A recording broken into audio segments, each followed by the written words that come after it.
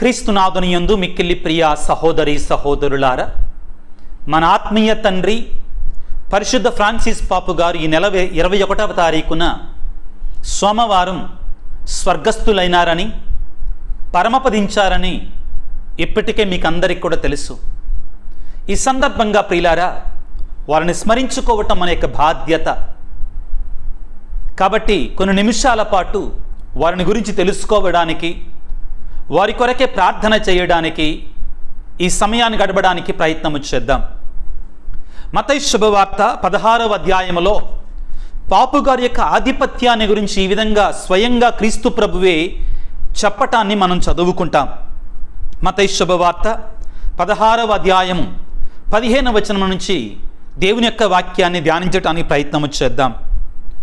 మరి నేను ఎవరని మీరు భావించుచున్నారు అని యేసు తన శిష్యులను అడిగాను. అందుకు సీమోను పేతురు, నీవు సజీవుడవకు దేవుని కుమారుడవైన క్రీస్తువు అని సమాధానమిచ్చను. యోనా పుత్రుడవగు సీమోను, నీవు ధన్యుడవు. నీకు ఈ విషయములు తెలియపరచినది పరలోకమందున నా తండ్రియే కాని రక్తమాంసములు కావు. నీవు పేతురువు, ఈ రాతి మీద నా సంఘమును నిర్మించదను, నరక శక్తులు దీనిని జయింపజాలవు. నేను నీకు పరలోక రాజ్యపు తాళపు చెవులు ఇచ్చేదను. భూలోకమందు నీవు దేనిని బంధింతువో అది పరలోకమందును బంధించబడును, భూలోకమందు నీవు దేనిని విప్పుదువో అది పరలోకమందును విప్పబడును అని పేతురుతో చెప్పాను. క్రీస్తునందు మిక్కిలి ప్రియులకు సహోదరి సహోదరులారా, అలనాడు క్రీస్తు ప్రభువు స్వయముగా మొదటి పాపుగారైనటువంటి పేతురు గారికి శ్రీసభ మీద అధికారాన్ని ఇచ్చారు. ఆనాటి నుండి ఈనాటి వరకు కూడా 2000 సంవత్సరాల నుంచి కూడా దేవుడు యేసు ప్రభువే స్వయంగా పాపుగారులను ఎన్నుకొని శ్రీసభ దశ దిశ నిర్ణయించటానికి వారిని అభిషేకిస్తున్నారు.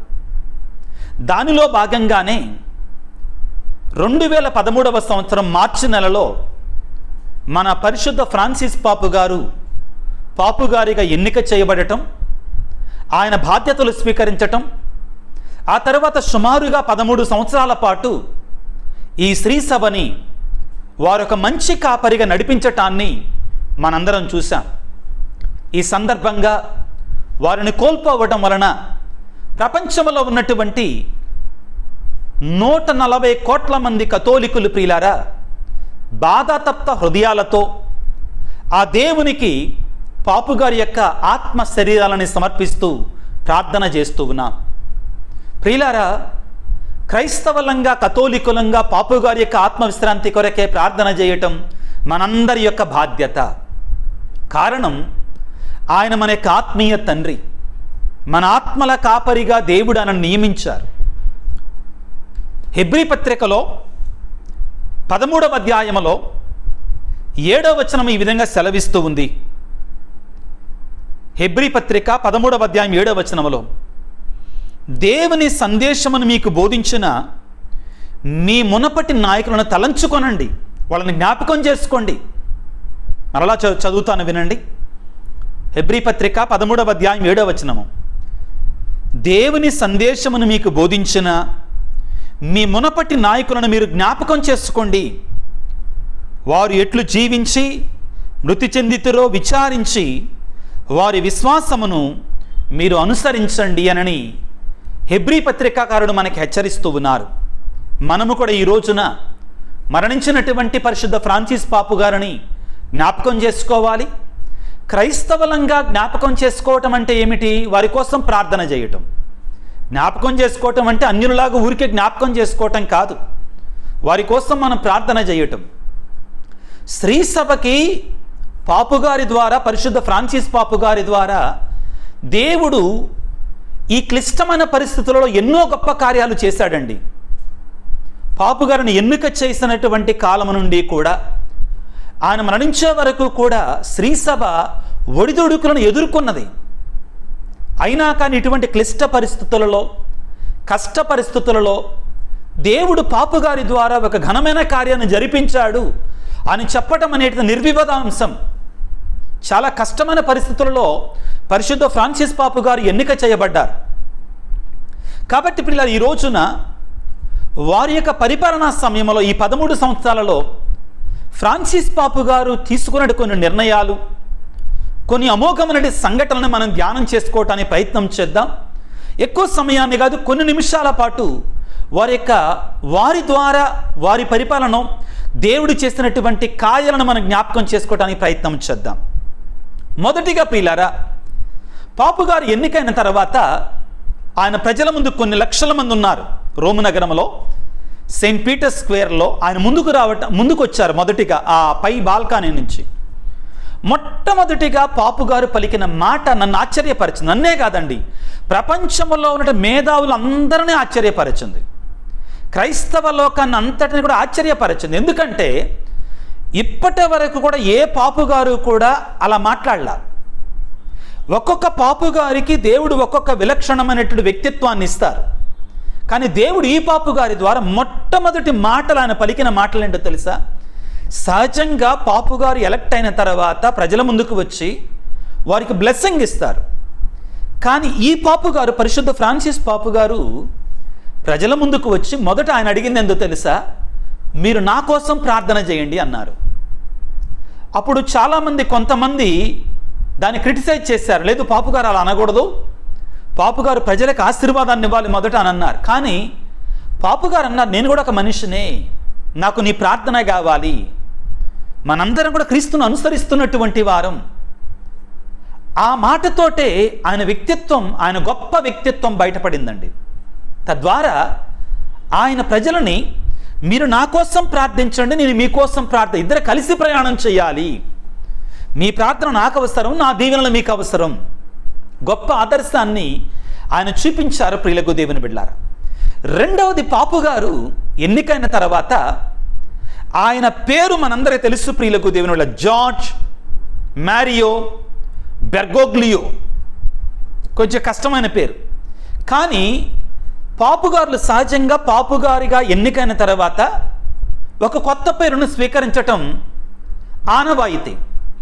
కానీ మన పాపుగారు, మరణించినటువంటి పరమపదించినటువంటి ఈ పాపుగారు ఫ్రాన్సిస్ గారి పేరును తీసుకున్నారు.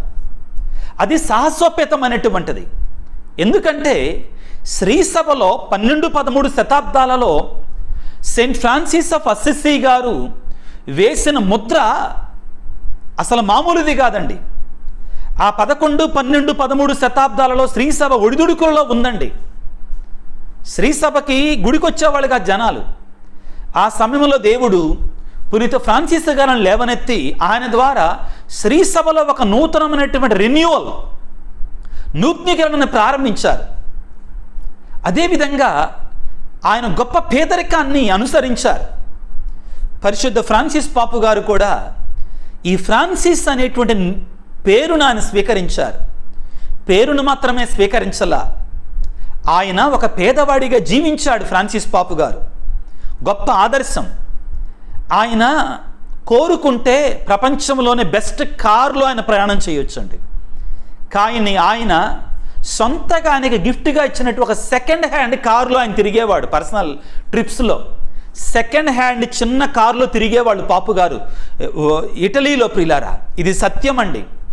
తర్వాత పాపు గారు ఉంటున్న ప్యాలెస్లో ఆయన ఉండలా, ఒక చిన్న గెస్ట్ హౌస్లో ఆయన ఉన్నారండి. పాపు గారు జీవించినంత కాలం కూడా సుఖాలకి, లగ్జరీస్కి ఆయన దూరంగా ఉన్నాడు. చెప్పుకోవాలి మనం తప్పనిసరిగా. నిజమైనటువంటి కాపరిగా ఆయన బ్రతికాడు.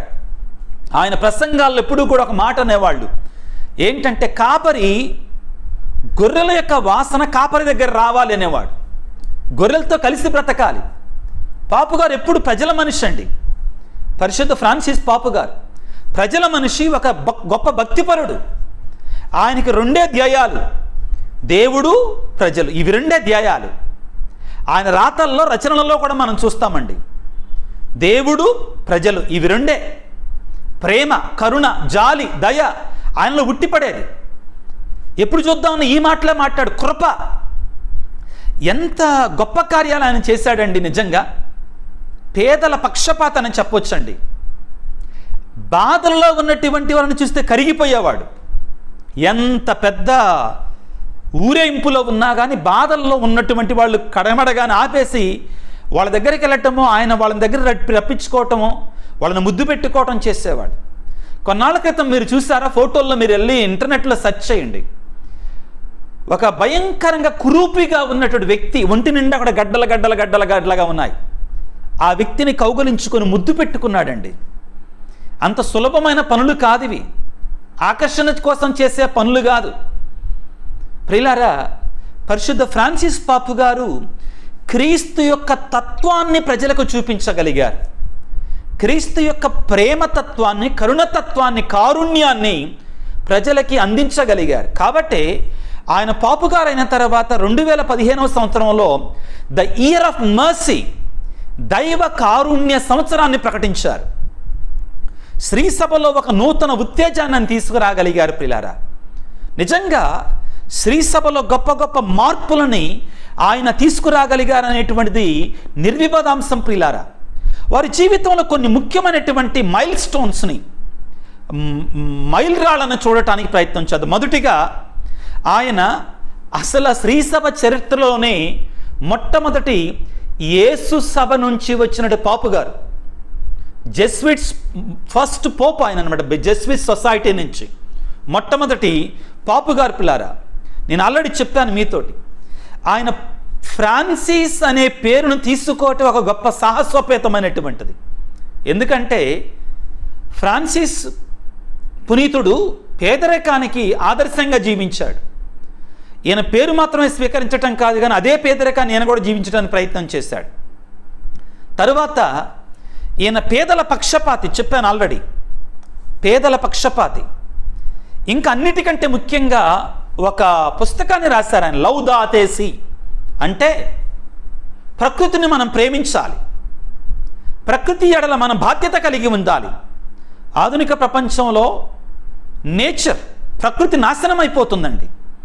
మానవుడి యొక్క స్వార్థం కారణంగా ప్రకృతి నాశనం అయిపోతుంది. దాని కారణంగా మానవుడు తనను తాను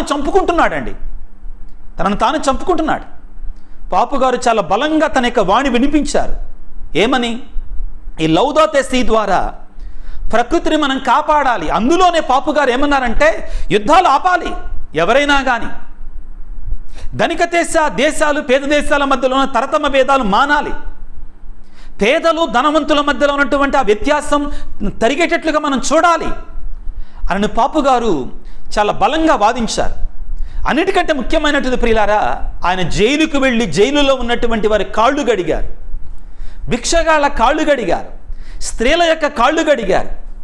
ఇంకా ముఖ్యమైనటువంటి ప్రియులారా, రోము నగరంలోనే కొన్ని ఆర్థికపరమైన లావాదేవీలలో అవకతవకలు ఏర్పడినప్పుడు ఆయన గొప్ప రిఫార్మ్స్ తీసుకుని వచ్చారు. దానికి తగినట్టు చర్యలు తీసుకున్నారు, వెనకడుగు వేయలా.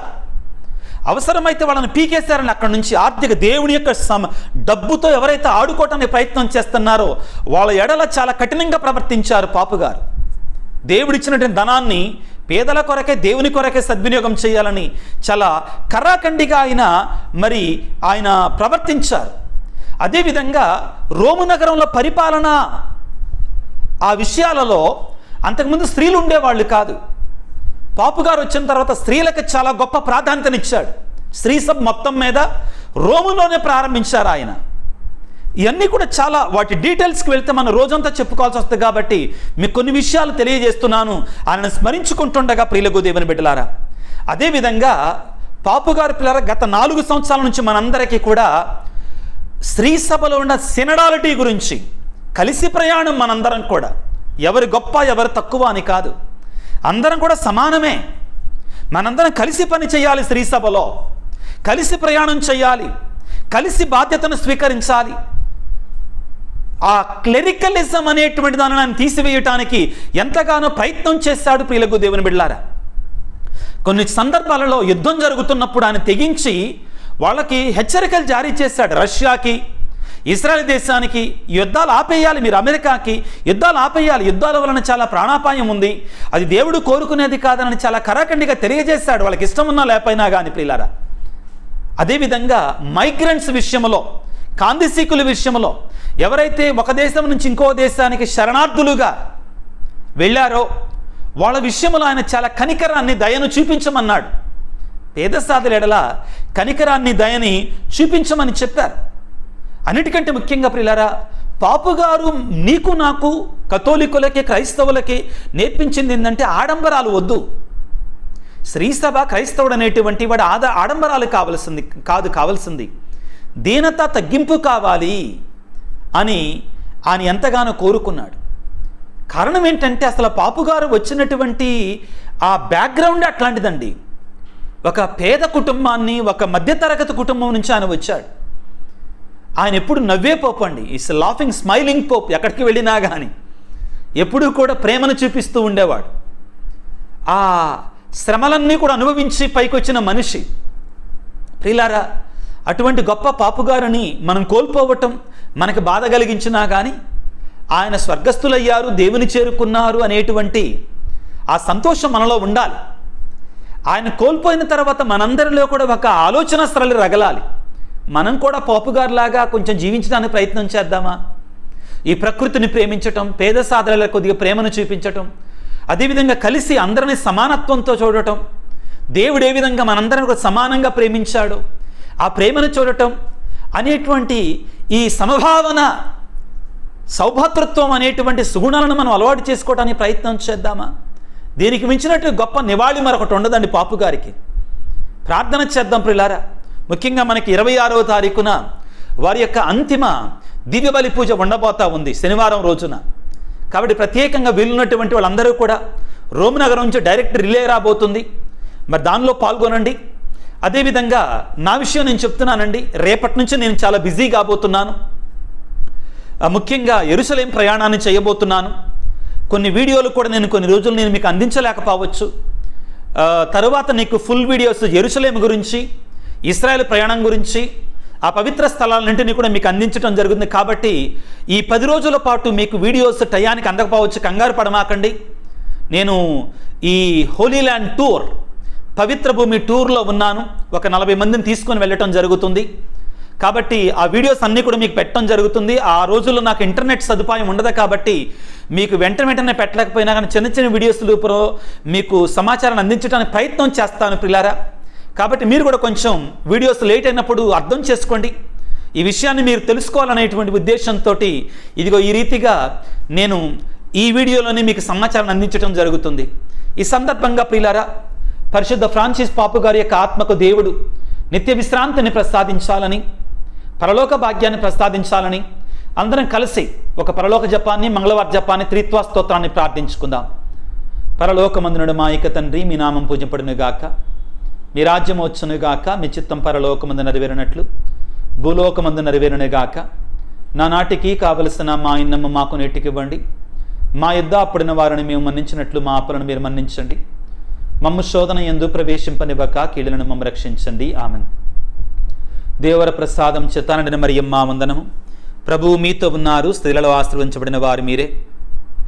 మీ గర్భఫలముకు యేసు ఆశీర్వదించబడిన వారుగని. పరిశుద్ధ మరియమ్మ సర్వేశ్వరుని యొక్క మాత, పాపాత్మలమైనడు మా కొరకు ఎప్పుడున్న మా మరణ సమయమందున ప్రార్థించండి. ఆమెన్. పితా పుత్ర పవిత్రాత్మకు మహిమ కలుగునుగాక, ఆదిలో కలిగినట్లు ఇప్పుడును ఎప్పుడును సదాకాలము కలుగునుగాక. ప్రార్థించుదాము. తలలు వంచి నాతో ఏకీభవించండి. పాపు గారి కొరకే ప్రార్థించండి. సర్వశక్తిమంతుడా, సర్వోన్నతుడా, ప్రేమమయుడా, పరిశుద్ధ ఫ్రాన్సిస్ పాపు గారిని 13 సంవత్సరాల పాటు మాకు ఆత్మీయ తండ్రిగా ప్రసాదించినందుకు మీకు వేలాది వందనాలు, స్తుతులు, స్తోత్రాలు. ఇటువంటి మంచి గురువును, బిషప్ప గారిని, పాపు గారిని మాకు ఇచ్చినందుకు మీకు స్తోత్రాలు తండ్రి. వారు నీ ప్రేమను, నీ కరుణను, నీ క్షమను, నీ కటాక్షాన్ని ప్రభువుగా మాకు అందజేశారు. అవును తండ్రి, ఆయనను మాకు ఇచ్చినందుకు మీకు నిజంగా స్తోత్రాలయ్యా. వారు ఈ రోజున మా మధ్యలో లేరనేటువంటి విషయాన్ని మేము జీర్ణించుకోలేకపోయినా కానీ మీ సన్నిధికి వచ్చారు అనేటువంటి తృప్తి మాలో ఉంది ప్రభువా. వారిని మీ స్వర్గరాజ్యంలో చేర్చుకోనండి తండ్రి.